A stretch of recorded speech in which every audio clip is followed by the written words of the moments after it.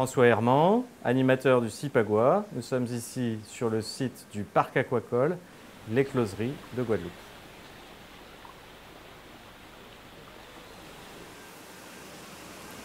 Donc voilà, ici nous sommes dans l'Écloserie de Guadeloupe et je suis devant un bac de géniteur de rouget créole.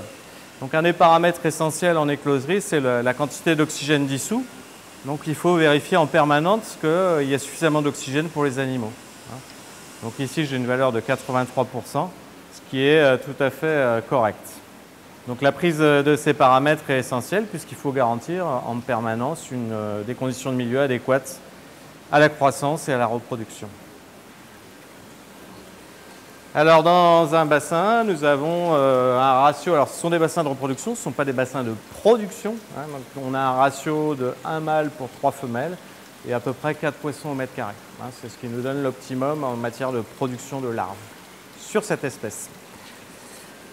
Alors même chose ici, je vérifie l'oxygène dissous devant un bac de culture de zooplancton, en l'occurrence des rotifères, qui vont constituer l'alimentation de base de nos larves d'ombrine, donc le poisson qui est élevé en mer.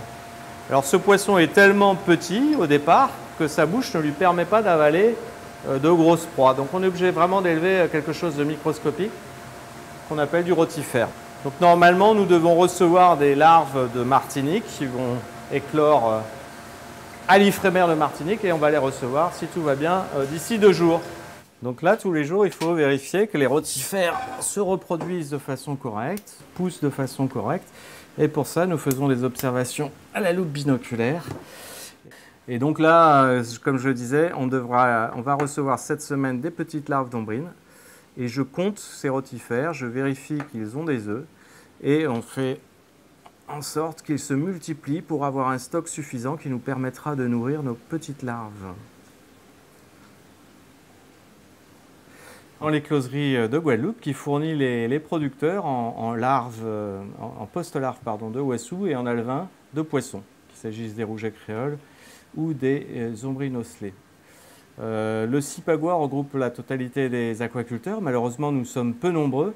La filière a été considérablement impactée en 2008 avec l'abaissement des normes chlordécone.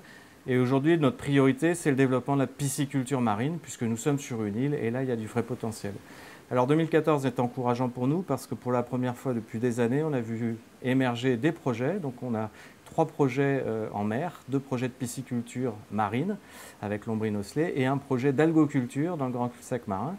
Et également 3 petits projets d'eau douce, 1 en tilapia et 2 en ouassou. Donc c'est encourageant et on espère bien que cette nouvelle programmation européenne va nous permettre enfin de voir cette filière redécoller puisqu'il y a un vrai et fort potentiel.